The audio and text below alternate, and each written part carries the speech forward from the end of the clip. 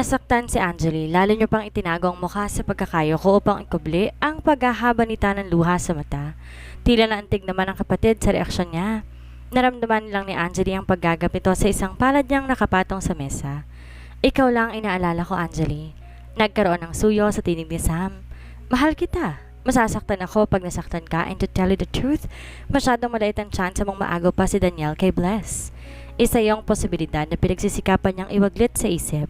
Ngunit kailangan niya palang marinig mula sa bibig ng kapatid para lumago ang takot na sinusupil niya sa dibdib. Mahal ko si Daniel, kuya. That wasn't love, believe me. You weren't supposed to be in love at 14. Nagkataon lang kinulong mo ang sarili mo sa memory si Daniel. Hindi mo alam ang nararamdaman ko? Mariing protesta ni Angeli. Siguro, nagbalik ang katigasan sa tinig ni Sam. Pero alam kong kasasapitan mo pag di ka tumigil sa kalokohang to. In both ways, wala naman akong panalo eh.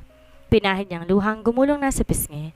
If you're right at tinuloy pa rin ni Dan ang pagpapakasal, I will be hurt. Kapag lumayo ako, masakit din. Saan ko ilalagay ang sarili ko, kuya? Hindi nakasagot ang kapatid. Maraming pagkakataon na nahilin kong sana dumating ang pagkakataong makabahid ako sa mga nagsakripisyo mo para sa akin. Nagpatuloy si Angeli. Pero sana wag sa gantong paraan. Hindi ko kaya, Kuya Sam. Matagal siyang pinagmasdan ng lalaki. Tila may sinasalamin kung ano sa kanyang mukha pagkaway malakas tong nagbuntong hininga. Hanggang kailan ang kahibangan mo, Angeli? Hanggang sa makasal si Daniel. May convictionang sagot niya.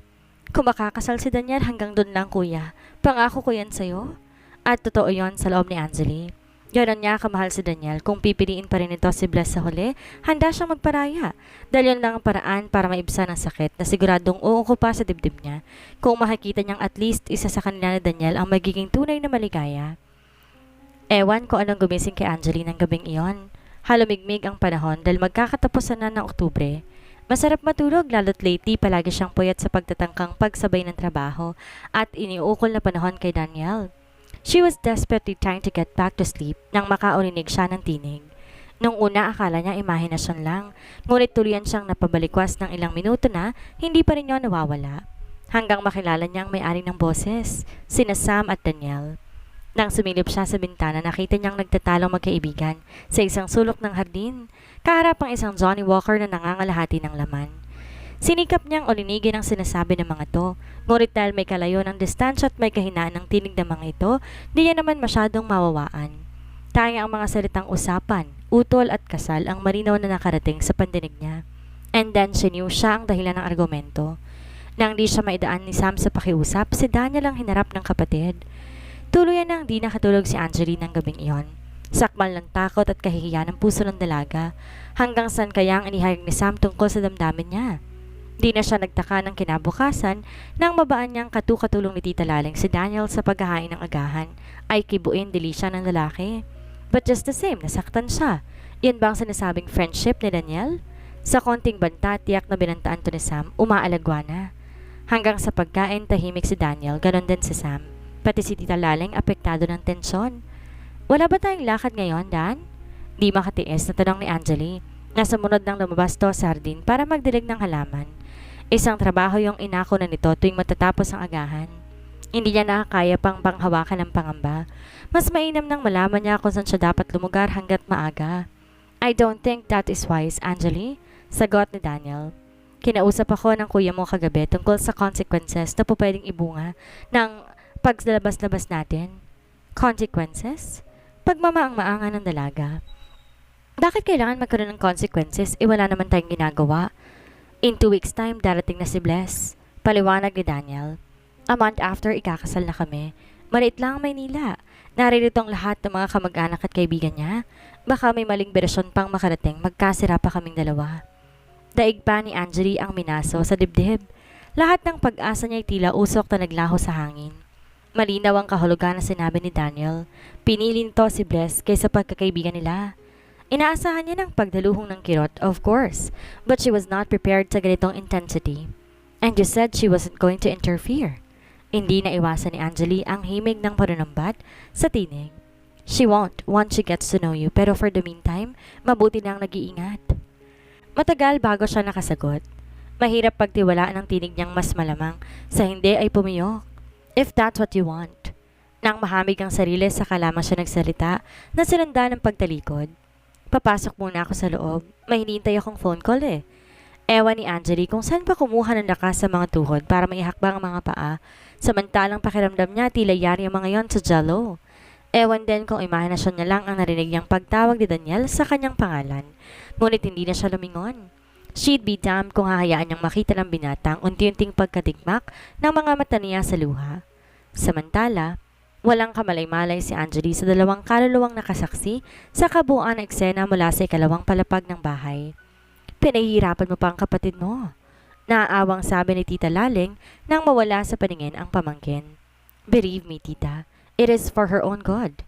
Binitawan ni Sam ang Venetian blinds na tumatabing sa bintanang salamin sa silid ng tiyahin. I think it's about time to tell her the truth.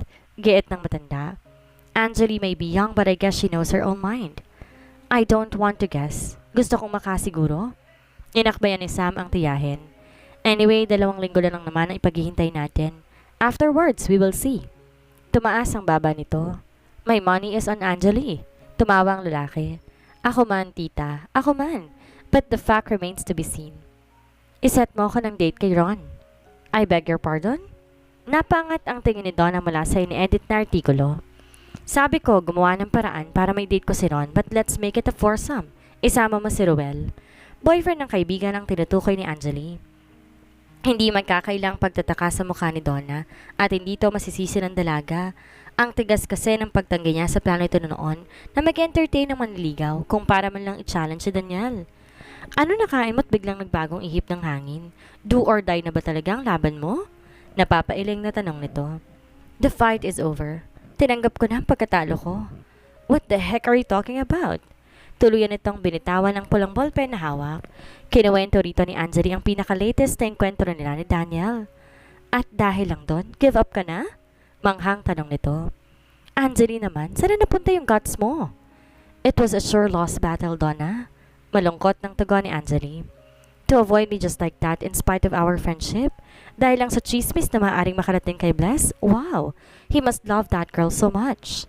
Then bakit biglang gusto mo i-date si Ron if you're already giving up? I have already given him my heart. Ikaw rin ang may sabi na pride na lang ang meron ako and I'll be damned kung hayaan kong mawala pa pati yun.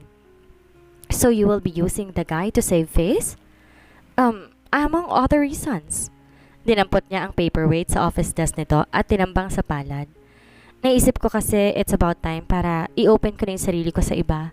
Kahit mahal ko pa rin si Dan right now, ayokong isipin na habang buhay na lang akong magkakasya sa memories niya. Amen! Yung ngiting sumilay sa mga labi ni Donna. Ngiti ng isang taong mukhang natuwa sa narinig. Na-wish tuloy ni Angeli na sana'y pareho sila ng nararamdaman ng kaibigan. Si Ron ang pinili ni Angeli dahil masyadong emotionally attached si Jeremy. Kabaliktaran ni Peter na sa sobrang yabang sa sarili ng yata kaya maging affectionate. Si Ron iba. Seryoso naman to in a way pero sa kabilang banda hindi rin masyadong umaasa. Sa tulong ni Donna, madaling nasate ang dat niya sa lalaki. Niyaya to ng kaibigan makijoin sa gimmick nila.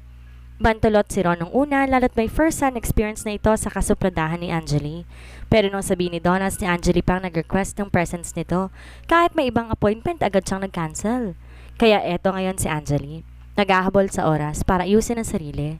Kung bakit naman kasi ngayon pa tumawag si Eloisa, ang high school friend niya na matagal niya nang di nakikita dahil abala sa pagtiteatro. Napasabi tuloy siya sa telepono. 7:00 ang usapan nilang susunduin siya ni Ron pero mag-aalas 6 na, hindi pa siya nakakapaligo. Hindi pa nga nauunat ang damit na balak niyang isuot. At kung di ba naman talagang nananadya, 20 minutos pa lang para 7:00 dumating ng kanyang sundo. Kasalukuyan pa lang siyang nagpapatuyo ng buhok nang sabihan siya ni Tita Laling. Nariyan na si Ron, Angeli. Sumungaw ang ulo nito sa pinto ng silid pero hindi pumasok.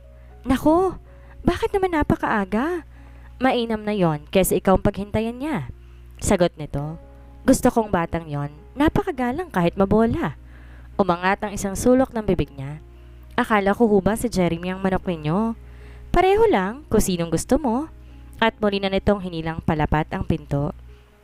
Tuloy, hindi nakita ni tiyahin ang pagkatigalgal ni Angeli. Kung sinong gusto mo. Ano kayang sasabihin ng matanda kung malalaman nitong in spite of the situation, si Daniel pa rin ang binubulong ng kanyang puso? Matamlay na nagbihis si Angeli. Nawala yung source of urgency. Maghihintay na lang din si Ron, wala nang magagawa kundi paghintay niya pa ito ng ilang minuto. Hinila niya ang nakahangar na bestida sa cabinet at isinuot. Yari sa puting lace na may itim na sedang pang ilalim. Short sleeve at umbrella cut ang paldang 2 inches above the knee ang haba. Tinenohan niya yun ng itim na spike-heeled shoes. Wala siyang time para pagbuti ng pag-apply ng makeup, kaya't nagkasya na lang siya sa pulbos at lipstick. Hindi niya nagustuhan ang kinalabasan ng sarili sa salamin. Hindi niya makita ang sophisticadong gusto sanang i-project. She was totally unaware ng pinakamalakas niyang karisma ay ang mismong kainosentihan na makikita sa mga mata niyang walang bahid ng artipisyal na pangpapaganda. Kulang sa kumpiyansa si Anjali nang bumaba ng salas. Naabutan niya si Ron kakausap ni Daniel. Sa malas mukhang naiilang ng maniligaw sa kung anong sinasabi ng binata. Obvious ang pagbaha ng relief sa mukha ni Ron nang makita si Anjali. Good. Tumayo ito, tumakbang siya palapit. You are ready. Masyado ka bang nainip? Pinilit niyang isang ngiti dahil hindi nakatingin sa kanya si Daniel. Di naman masyado. Sagot nito kahit halatang nagsisinungaling. In-entertain naman ako ng kaibigan mo. May diin sa pagkakasabi nito ng entertain. Naghihinalang lumipad tuloy ang tingin niya kay Daniel. By the way, this is for you. Iniabot sa kanya ni Ron ang isang punpon ng pink na rosas. Hindi niya napag-ukulang pansin ang handog ng manliligaw. Tinanggap niya yoy kay Daniel na para bang nakafocus ang kanyang atensyon. Hinaharas mo ba ang date ko? Tanong dito ni Anjali. Of course not. Inosenteng tagot nito. I was just trying to be friendly. Hindi na siya nag-push sa issue kahit nasa dibdib pa rin ang hinala. Hinalang may batay naman pala dahil nang sandaling makalabas sila'y nag-usisa kagad si Ron. Kaano-ano mo ba yon? Tanong nito habang binubuksan ang pinto ng kotseng hinirampa para lang ipagkasundo sa kanya. Ano bang sabi niya sa'yo? Kaibigan. Kumirot ang kalooban niya sa kasimplehan ng termino. That is right. He is just a friend. My brother's friend. Actually, ganon, bakit ko maka-warning? Pumesto na si Ron sa harap ng manibela. In-start ang makina. Daig pa ang Gestapo. Huwag na wag daw kung sasalingin at kahit saan ako magtago, hahantingin nila ako ng kuya mo. Napangiti si Anjali sa sarili. Kahit alam niyang friendly concern lang kay Daniel, masarap pa rin sa pakiramdam yung ideya na in spite of blessed existence, ang Daniel's sudden evasion may katotohanan sa sinabi nito na mananatili itong bahagi ng buhay niya. Sa Hobbit House na sila nakita ni na Donna at Joel ang boyfriend nito since college na mahilig makibanda. Sa kabila ng mga reserbasyon niya sa gabing iyon, natagpuan ni Anjali ang sariling nag-e-enjoy. Hindi lang nakaka-amuse ng mga unang service crew ng music bar, kundi sa mismong company na rin ni Ron. Pero sa kabila ng sense of humor nito at physical attributes, talagang walang makapang-espesyal na feeling si Anjali para sa lalaki. Most often, nahuhuli niya ang sariling kinukumpara to kay Daniel, isang bagay na unfair para sa manliligaw. Dahil pagdating kay Daniel, siguradong katataob ang pinagkakamatayan niyang Dr. Ross ng ER series sa TV. Sana pwede natin tong ulitin. Alauna ng madaling araw nang ihatid siya ni Ron sa bahay. Umisplit pa si na Donna dahil mukhang may iba pang balak puntahan na mag-boyfriend. Bakit naman hindi? Sagot ni Anjali habang sinususian ng maliit na pinto ng gate. Basta ba't maluwag ang schedule nating pare-pareho? Umaliwalas ang mukha ni Ron. Lagi naman ako may panahon sa'yo. That was pretty flattering. Pero sana wag mo namang hanapin ang sarili mo sa akin. Wala ka pa rin bang maibibigay na sagot, Angge? Nabawasan ang kistap sa mga mata niya. I am sorry, Ron. Mahirap paasahin ka kung in the end magbabago lang isip ko, di ba? Napabuntong hiningang lalaki, tipid ng ngumiti. That's what I like best in you, you know? You are too honest, though sometimes it surely hurts. Walang maibigay na sagot ton si Angelique at sabi niya na lang sa binata, gusto mo munang pumasok for a nightcap? Durog na ba ang Gestapo? Natawa siya pero unfortunately nagdilang anghel si Ron. Nasa pathway pa lang sila sa hardin tungo sa main door ng bahay, bumukas ng pinto at niluwa si Daniel. Ginabi yata kayo. Nakahalukip-kip pang tanong nito nang sumandig sa pinaka-frame ng pintuan. I wasn't aware na may curfew pala ako. Napapahiya sa manliligaw na sagot ni Anjali. Kahit wala, common sense will tell you na hindi to uwi ng disenteng babae. And that makes me what? A whore? Nasaktan si Anjali, tuluyan ang naging defensive. Naging uneasy si Ron. I think I'd better go. That's wise, sagot ni Daniel. I will call you up tomorrow, Anjali. Baling sa kanya na manliligaw at tuluyan na nga nagpaalam. Di niya na to pinigilan. She was boiling mad inside at ayaw niyang makita ni Ron kung paano siyang magalit. She liked him.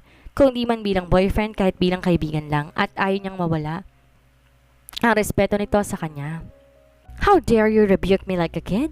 Sa sandaling makalabas si Ron, kumawala ng galit ni Anjali, at sa harap pa man din na manliligaw ko? You are a kid, mariing sagot nito. I am going on 19, kung hindi ka pa aware. And who the hell do you think you are para pagalitan mo ako? Kung yung tunay kong kapatid hindi umaangal, ikaw pa ba? Hindi ako konsentidor katulad ng kuya mo. Oh, go to hell! Marahas niya tong tinabig at humakbang papasok sa itaas. Ngunit maagap siya nitong napigilan sa braso. Kinakausap pa kita. Os, hindi ka pa ba tapos pa itsulto? Sarkasikong tanong niya at pinagpag ang brasong yakap ng mga daliri nito. Never mind, I suppose it's my prerogative kung ayoko makipag-usap sa'yo. Natigilan si Daniel sa kabangisang nakagita sa mukha ng dalaga.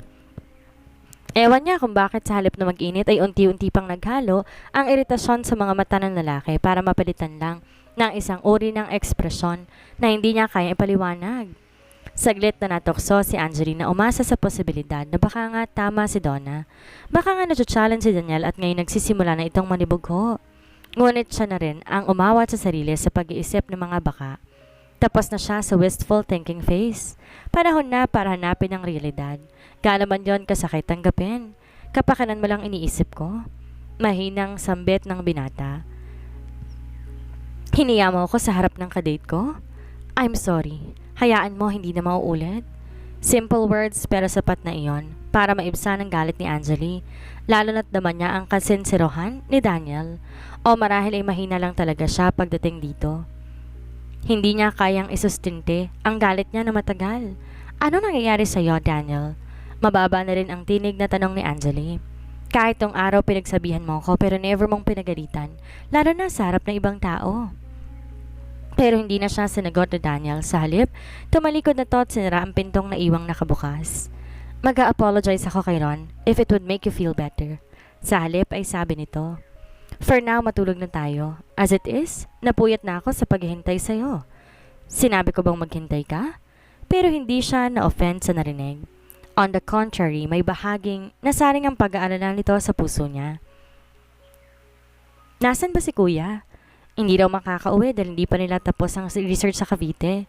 Napailing si Anjali. Nagugumon na naman yung kaibigan mo sa trabaho. Ngayon lang yan, habang may panahon pa. Pero oras makapag-asawa yan, sigurado, mapipilitan siyang mag-relax. Nax, paano kayang mangyayari yun? Niwala yatang girlfriend. Ismed ni Anjali. Akala mo lang yun? Nakangiting sabi ni Daniel. Pero one of these days, magugulat ka. Don't tell me na mag-asawa na si kuya? Is that so bad? Of course not. Excited pang sagot ni Anjali. In fact, matagal ko na siyang hinihintay na mag-settle down. Pero bakit wala siyang sinasabi sa akin? Maybe he wants to surprise you. Kaya I hope that you'd keep the secret between us muna. Don't you dare tell him na nag-squeal na ako sa'yo. My lips are sealed. Napapangis-ngis si Anjali at nag-zipper kunwari ng bibig. Tsaka tinapon ang imaginary na susi. But are you sure, Dan? Oo naman. In fact, he was already contemplating the idea na sumabay sa kasal ko para pareho raw kaming makatipid sa gastos. Ninakaw ng huling pangungusap ni Daniel ang excitement na umuuko pa sa kanyang puso para sa kapatid. Kamuntik nang mawala ang kanyang ngiti na agad niya namang naibalik kahit pilit. Hindi niya alam kung bakit, ngunit unti-unti nanlabo ang imahe ni Daniel sa paningin niya. Nang ihaplos si Daniel ang isang palad sa kanyang pisngi, sa kanya lang namalayang lumuluha na pala siya. Why the tears? Ngunit walang pagkabaghan sa tanong nito. Darating na si Bless. Masasolo niya ng panahon at atensyon mo? Bakit kailangan ibigay mo pa sa kanya mga sandaling dapat ay hawak ko? Pero iba ang lumabas sa mga labi ni Anjali. Masaya lang ako para kay kuya. Nagpa siya si Anjali. Di niya nahihintayin ang pagdating ni Bless. Ngayon pa lang pag-aaralan niya ng kalimutan si Daniel na magagawa niya lang kung sisimulan niya ng pag-iwas. At yun nga ang mismong ginawa ng dalaga. Sa bahay kung di siya nagsusulat, nakatelebabad naman para wag silang magkaroon ng pagkakataong mag-usap. Yun nga lang madalas namang sina Donna at John ang nagpepeste niya, kahit syempre pa hindi magagawang magreklamo ng huli.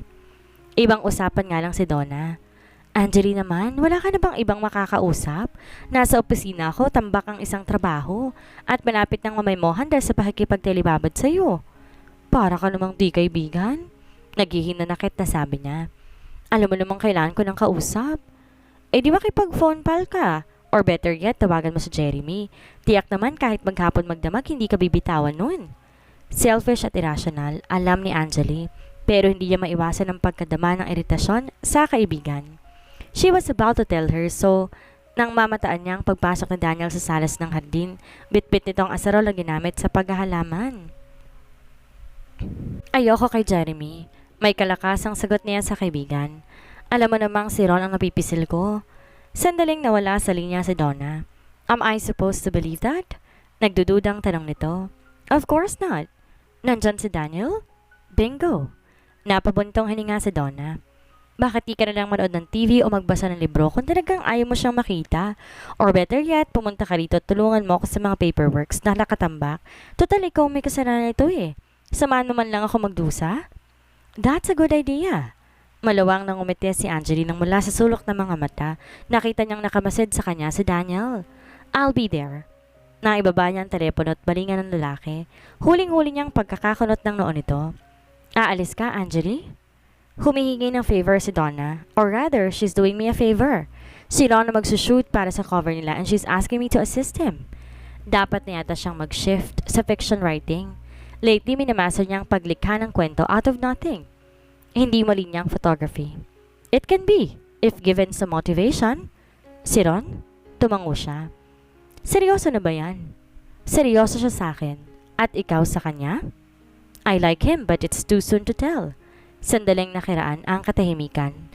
At ewan ni Angeli kung bakit pero feeling niya pareho silang naging uneasy ni Daniel sa sitwasyon. Tumayo ang dalaga para basagin ang tensyon. I'll better start dressing up. Angeli? Napahinto siya sa may paanan ng hagdanan. Nilingon niya si Daniel na bumuka sarang bibig. Tila may naisabing hindi niya mawari. Never mind. Sabi nito paggawan.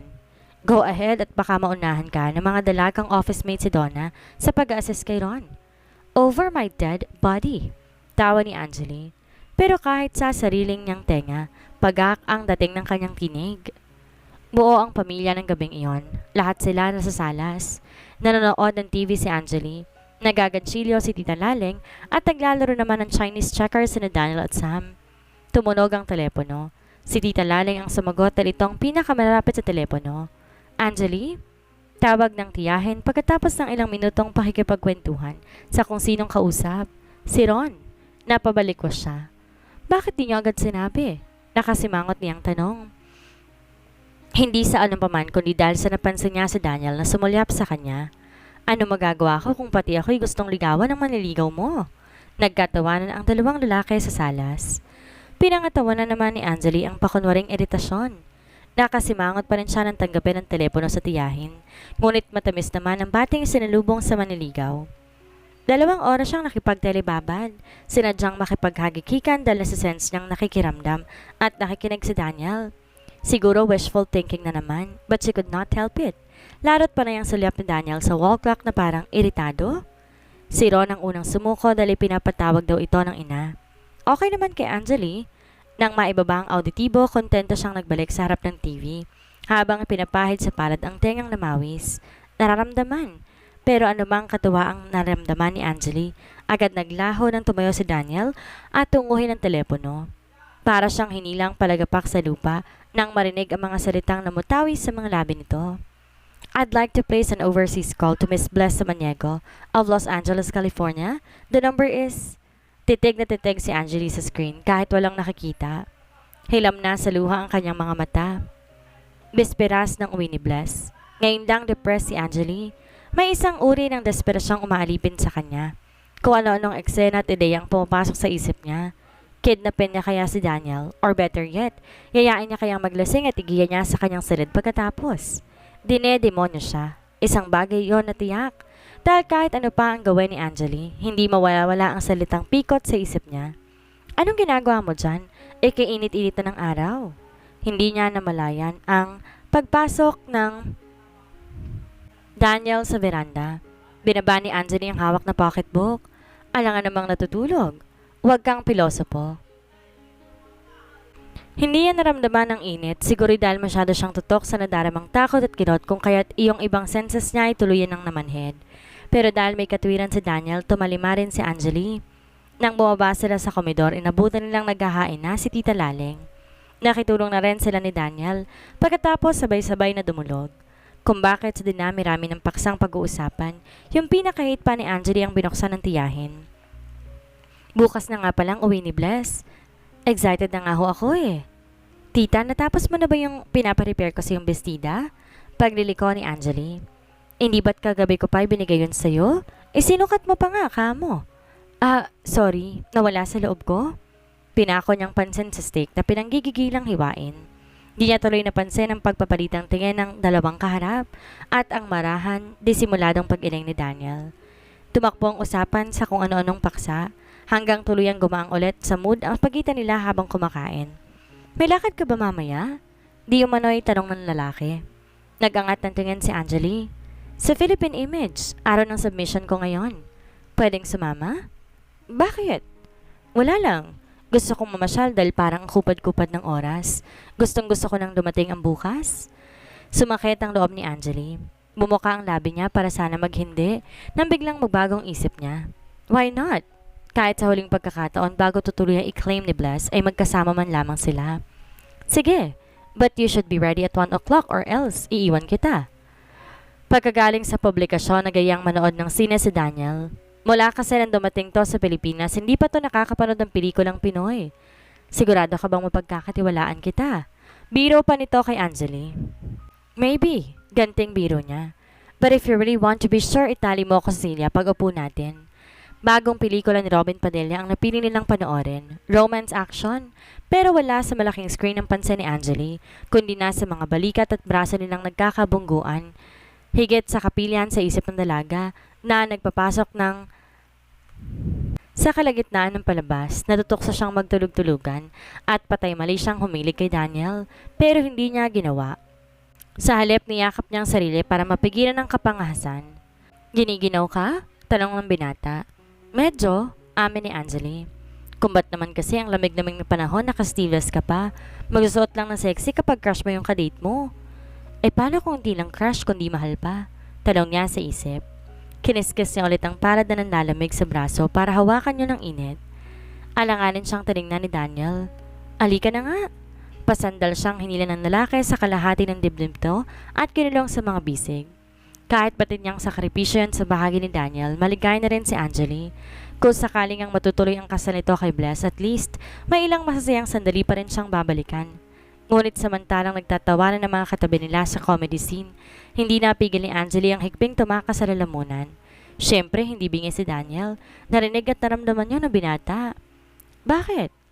Sa kabila ng kalukutang naglambong sa pagkatao, nakadama ng sensasyon si Angeli nang maramdaman ang mainit na sumpit ng hininga nito sa tapat ng tenga niya. Wala, may naalala lang ako. Nag-away ba kayo ni Ron? May kakatwang tono sa tinig na tanong nito. Hindi. Maagap na tanggi niya.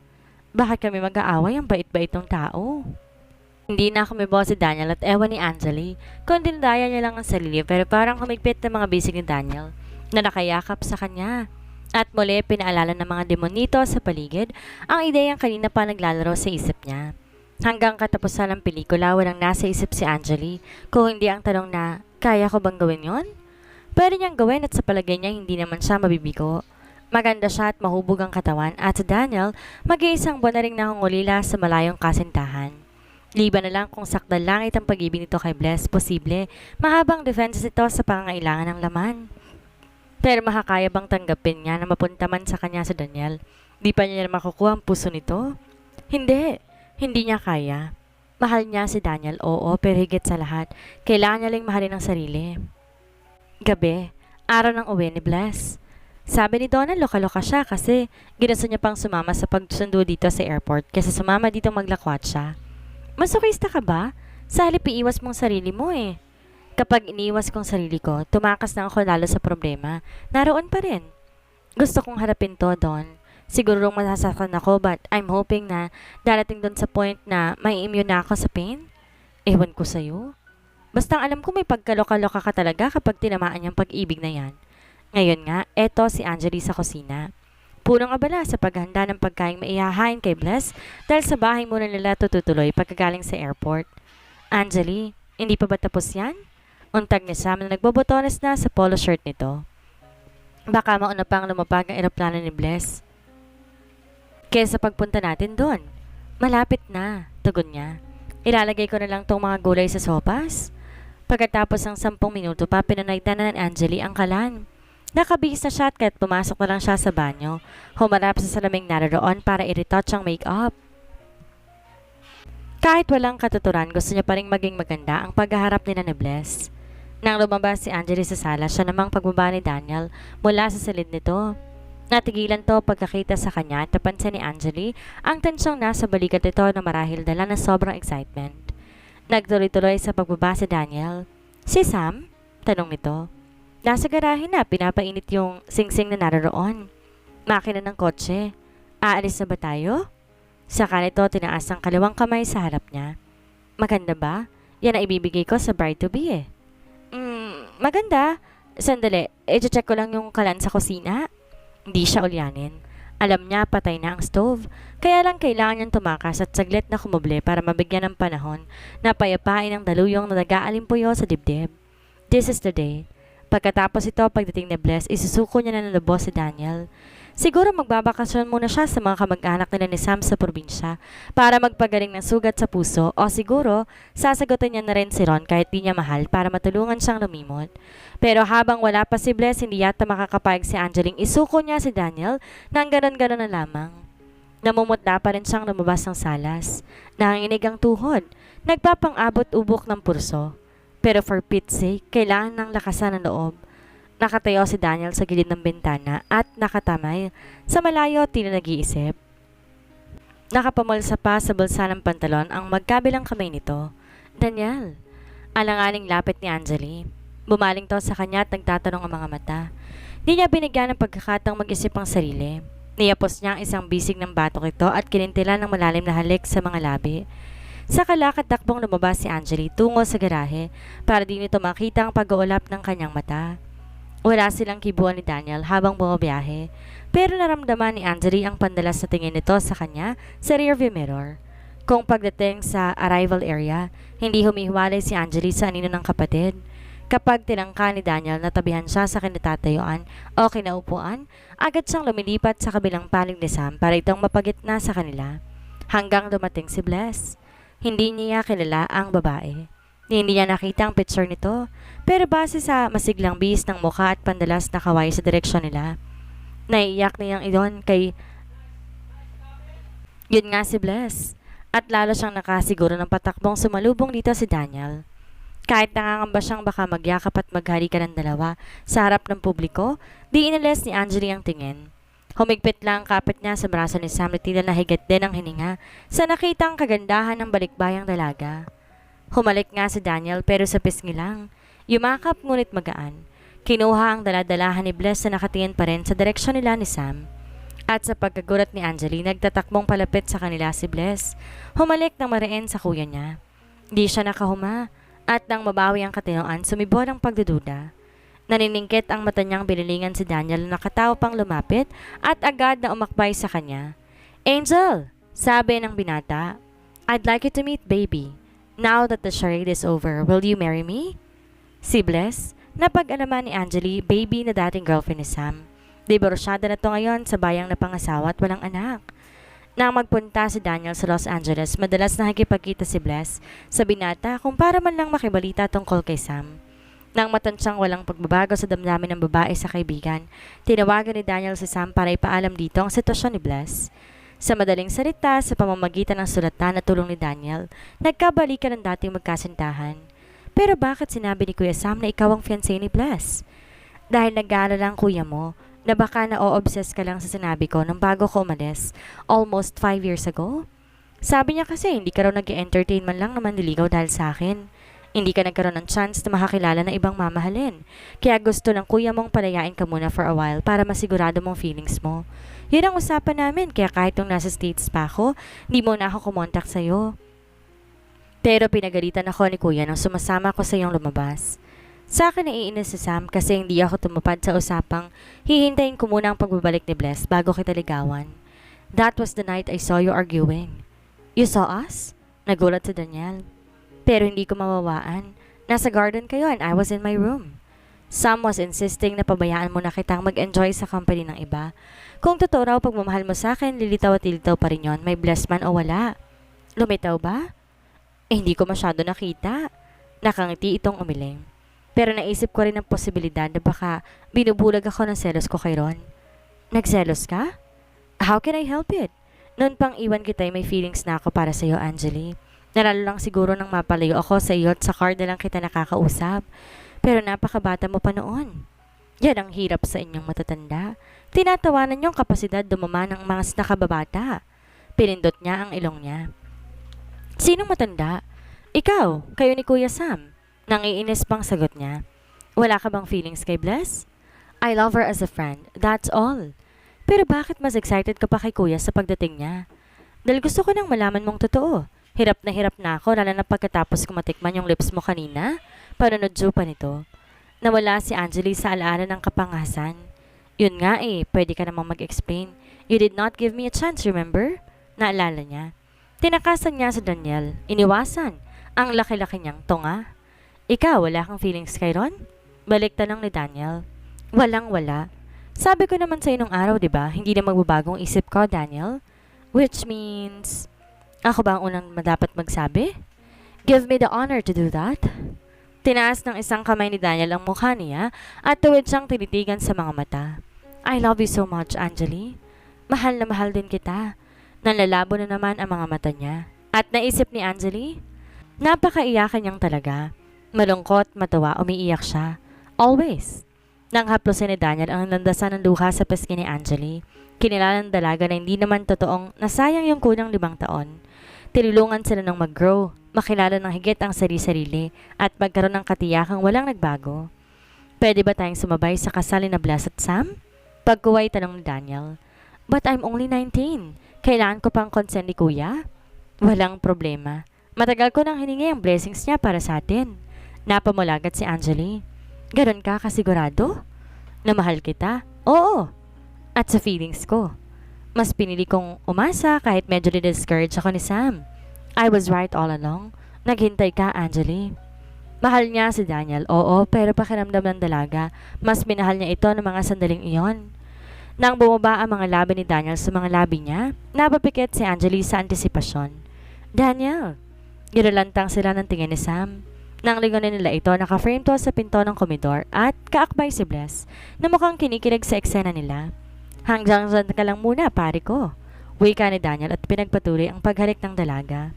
Hinila naman ni Bless si Sam para makapagsolo ang dalawa.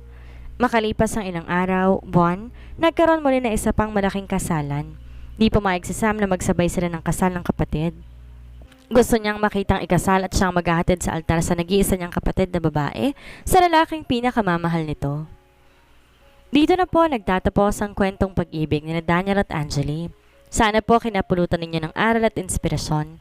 Naniniwala ako na wala sa edad, matanda man ang lalaki o mas matanda ang babae. Kapag sila talagang tinadhana, harangin man ito ng sibat, ipaglalaban at ipaglalaban ang pag-ibig na nararamdaman. Muli po, maraming salamat po at palagi pong mag-iingat ang lahat.